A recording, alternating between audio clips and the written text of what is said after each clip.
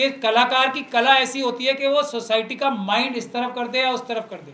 सैकड़ों हजारों साल का एक नैरेटिव चला आ रहा है महिलाओं के खिलाफ, अपनी पत्नी के खिलाफ, जिसको पत्नी बनाने के लिए बड़े से बड़े पुरुष घुटनों के बल बैठ के रिक्वेस्ट करते हैं। जैसे मोदी जी के सामने मोदी जी घुटनों के बल बैठ के वोटर्स को वोट मांगते हैं। जो ये सालों का जो हमें मानसिक रूप से गुलाम बना रखा है ना कि काला रंग होगा तो अच्छा नहीं होगा, ये मानसिकता को आप फिल्म इंडस्ट्री में से खास तौर पे, एंटरटेनमेंट इंडस्ट्री में से खास तौर पे आपको हटाने की जिम्मेदारी है। ये क्योंकि बहुत सालों से इंडस्ट्रीज में हम नहीं थे, बहुत सालों से अपॉर्चुनिटीज हमारे पास नहीं थी। क्या हमारे लोगों में कला नहीं है? हमारे लोगों को ये सिखाया गया कि काली बिल्ली जाए ना तो रास्ता काट जाए तो खतरनाक है। भाई हमारी बॉडी पे कमेंट करना, हमें आगे नहीं आने दिया जाना, हमें क्या देना कि इनमें तो मेरिट ही नहीं है, एकेडमिक्स में तो नहीं है, कला भी नहीं है इनके अंदर। बट आर्ट इतनी खूबसूरत चीज है। एक घड़ा बनाना भी आर्ट है, एक मटका बनाना भी आर्ट है। पुरानी जो पितृसत्ता, जो संघीवादी विचारधारा जो है, मनुवादी, उसको तोड़ेंगे, अपॉर्चुनिटीज देंगे। आप हम यही कहते कि पढ़ो पढ़ो सरकारी नौकरी मिलेगी, अब तो वो भी नहीं रही ना।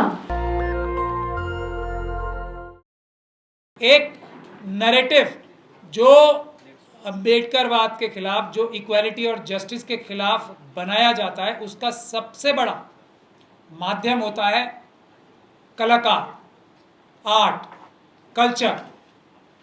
तो हम एक कलीम शेख साहब को जिम्मेदारी देने आए हैं, हम सब लोग, कि ये उस नैरेटिव को चेंज करने का एक बड़ा माध्यम बनने की चेष्टा करें, अम्बेडकरवादी कलाकार बने।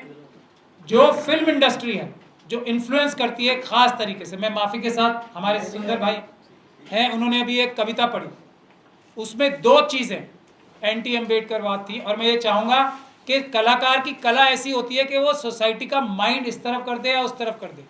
सैकड़ों हजारों साल का एक नैरेटिव चला आ रहा है महिलाओं के खिलाफ, अपनी पत्नी के खिलाफ, जिसको पत्नी बनाने के लिए बड़े से बड़े पुरुष घुटनों के बल बैठ के रिक्वेस्ट करते हैं। जैसे मोदी जी के सामने मोदी जी घुटनों के बल बैठ के वोटर्स को वोट मांगते हैं, और शादी के बाद उसके बारे में क्या नैरेटिव होता है, उसके मजाक उड़ा के जिस तरीके से नैरेटिव तैयार किया गया है, ये एक खास तौर का नैरेटिव है जो ढोल गंवार शूद्र पशु नारी से आता है।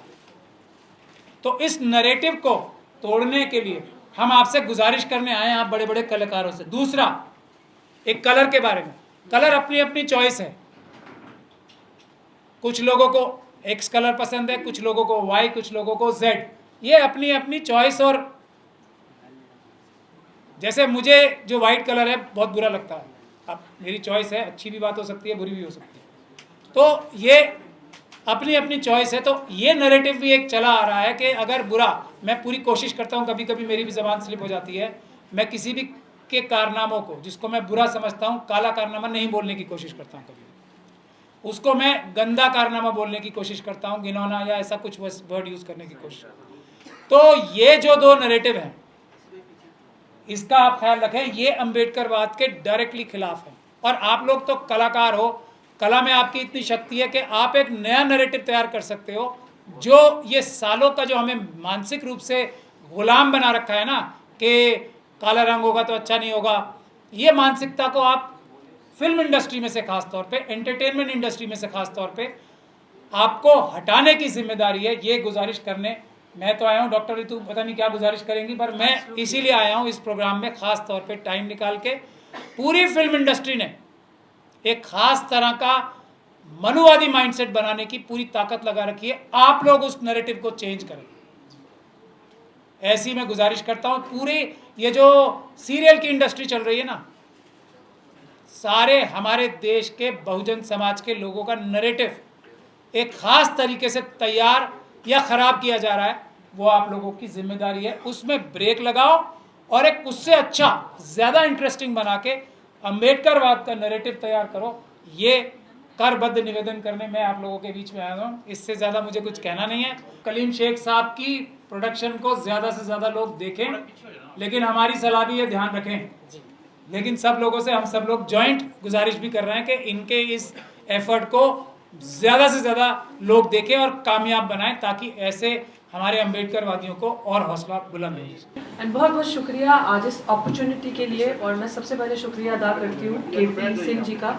बहुत सुना आपके बारे में सर, बहुत कम मुलाकात हुई है, बट ये इस तरीके का प्लेटफॉर्म क्रिएट करना और जो हमारा फोर्थ पिलर ऑफ डेमोक्रेसी जिसे हम मीडिया कहते थे, बट फॉर अस यही असली मीडिया है, फॉर अस रियल मीडिया यही है, एक अपॉर्चुनिटी देना। और सुंदर जी का भी मैं बहुत बहुत, जो कवि हैं, आपका बहुत बहुत शुक्रिया अदा करती हूँ कि आज अपॉर्चुनिटी मिली और आप हमारे बीच में आए। And A to Z entertainment private limited, it's a great opportunity. मुझे ये लगता है कि जिसमें जो कि कलीम शेख जी का एक आई थिंक ब्रेन चाइल्ड है, आपने इसे पैदा किया है और हम सब we all are very excited कि कोई एक एंटरटेनमेंट इंडस्ट्री या कोई एक चीज़ ऐसी आएगी जिसे हम अपना कह सकते हैं। तो जो हमें ऐसा लगेगा कि हाँ हमारा भी कुछ है, कुछ हमने भी किया, कुछ लैंडमार्क आपने ऐसा क्रिएट किया जिसमें हमारे बच्चों को अपॉर्चुनिटी मिलेगी। क्योंकि हमारी लड़ाई किस चीज़ की है? इक्वल अपॉर्चुनिटी की तो है। हमारे अंदर क्या टैलेंट कम है? And coming back to advocate Pracha ji point, तो मुझे लगता है उन्होंने बहुत खूबसूरत एक पॉइंट कहा कि जो जब हमारे कवि साहब ने मतलब एक ट्रेनिंग होती है, क्योंकि ये चीज़ें होती आई हैं, इंडस्ट्री में ये चीज़ें चलती हैं, तो I don't think so he is wrong anyway. उन्होंने जो कहा वो उनके समझ के हिसाब से बिल्कुल सही था, क्योंकि लोग इसी चीज़ पे हंसते आए हैं, लोग इसी चीज़ को एंटरटेनमेंट समझते आए हैं। लेकिन एक पैराडाइम शिफ्ट होता है sir, and I think it is a high time कि उस पैराडाइम को शिफ्ट करना का वक्त हमारे पास आ गया है। क्योंकि बहुत सालों से इंडस्ट्रीज में हम नहीं थे, बहुत सालों से अपॉर्चुनिटीज़ हमारे पास नहीं थी कि हमारे लोगों में कला नहीं है।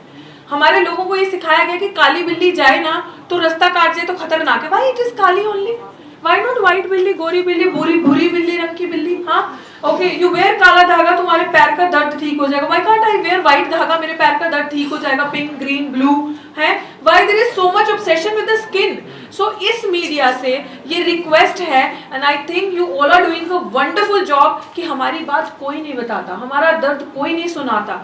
आज अगर डॉक्टर रितु की लड़ाई 191 डेज आज हो चुके हैं, तो it is because of this media ये लड़ाई सुनाई जा रही है। अदरवाइज हमारे रंग पे कमेंट करना, हमारी बॉडी पे कमेंट करना, हमें आगे नहीं आने दिया जाना, हमें कह देना कि इनमें तो मेरिट ही नहीं है, एकेडमिक्स में तो नहीं है, कला भी नहीं है इनके अंदर। बट आर्ट इतनी खूबसूरत चीज है, एक घड़ा बनाना भी आर्ट है, एक मटका बनाना भी आर्ट है। वो लोग जो सिकलीगर का काम करते हैं, जो लोहे का काम करके लोहे से पिघला के बाल्टियां बना देते हैं, वो दलित समाज के लोग हैं, ट्राइबल समाज के लोग हैं, दैट इज आर्ट।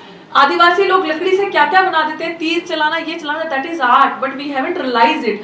बट पता है दिक्कत क्या है? आज हम जैसे लोग दबे कुचले मुसलमान समाज थे, ये साथी जो बैठे हैं, जिन लोगों को सदियों से इग्नोर किया गया ना, उन्होंने पढ़ा ना, जब उन्होंने आवाज उठाई, बोला, तो लोगों को समझ में आया कि ओ बाबा रे बाबा, बहुत टैलेंट है इन लोगों में। तो ये लोग अगर आगे आगे तो काम खराब हो जाएगा। देखिए मैं किसी जाति की बात नहीं कर रही, टैलेंट तो हर गरीब के अंदर है, और जो गरीब है मुझे नहीं लगता उसकी जाति भी है, तो वो किसी भी समाज का हो सकता है, वो हमारा अपना है। तो मुझे ये लग रहा है कि इस तरीके के प्लेटफॉर्म्स आर वेरी इंपॉर्टेंट, कि जो एक नया नैरेटिव जिस तरीके से प्राचा साहब ने कहा सेट करेंगे, पुरानी जो पितृसत्ता, जो संघीवादी विचारधारा जो है, मनुवादी, उसको तोड़ेंगे, अपॉर्चुनिटीज देंगे। हम यही कहते कि पढ़ो पढ़ो सरकारी नौकरी मिलेगी, अब तो वो भी नहीं रही ना।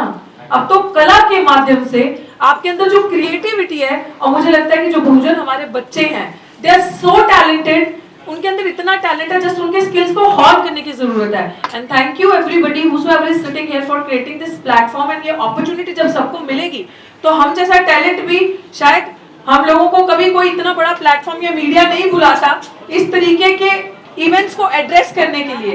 ये अपॉर्चुनिटी हमारे लिए भी है, और ये अपॉर्चुनिटी आप सबके लिए भी है, और मुझे लगता है कि ये म्यूचुअल वर्क है, और ये वर्क इसी सॉलिडारिटी से आगे जाना चाहिए, इसी कंपेनियनशिप से आगे जाना चाहिए। और हर एक उस मजलूम को आप प्लीज कला उसमें भी देखिएगा, जो सड़क पे बच्चे फुटपाथ पे बैठे होते हैं, जिनके पास एक वक्त का खाना नहीं होता, उनमें भी जब हम गाड़ियों में, बड़ी बड़ी गाड़ियों में जाते हैं और रेड लाइट पे वो जो चिमटा और दो पत्थर बजा के गाने गा रहे होते हैं, दैट इज ऑल्सो टैलेंट। कहीं रेलवे स्टेशन पे कोई गाना गाता है, इतनी सुरीली आवाज है, दैट इज अ टैलेंट। छोटे छोटे बच्चे इतना अच्छा ह्यूमर क्रिएट करते हैं, और उनके पैरों में चप्पल नहीं होती, कपड़े नहीं होते ठंड सर्दी में, that is also talent. And I think this is the platform जिसमें हम सब आपकी मदद करेंगे हर तरीके से, कलीम शेख जी। एंड मुझे लगता है कि आपकी कला को हमारा पूरा सपोर्ट है, समर्थन है, और जहां तक भी हम आपका मैसेज वाइड एंड लार्ज इस कंट्री में फैला सकते हैं, even overseas, we try our best to do so. Thank you very much for creating this platform sir. National Dastak की आपसे गुजारिश है कि अगर इसको बचाना चाहते हैं तो नेशनल दस्तक को सब्सक्राइब करने के लिए रेड कलर के सब्सक्राइब बटन को दबाएं, फिर बेल आइकन की घंटी दबाएं। नेशनल दस्तक को बचाने के लिए बहुत जरूरी है कि हर खबर को शेयर करें, लाइक करें, कमेंट जरूर करें।